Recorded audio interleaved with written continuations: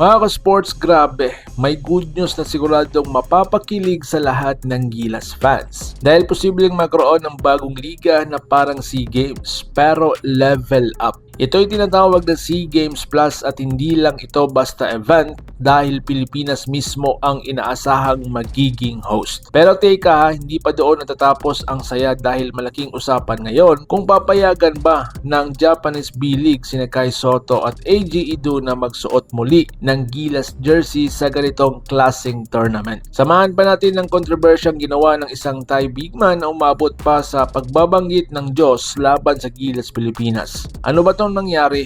Tara, isa-isahin natin. Kung trip mo po ang ganitong content, pay-1 ng follow at pa-subscribe na din. Tara po, simulan na natin. Mga ka-sports, kung hilig ninyong bumili ng mga Gilas jersey, Gilas accessories at mga gamit na pang basketball, habang nanunood po kayo sa aking mga videos, kindly check this basket on this lower part ng ating video at magpa-pop up yung ating mga items sa gilid. Mga legit po yung mga items dyan.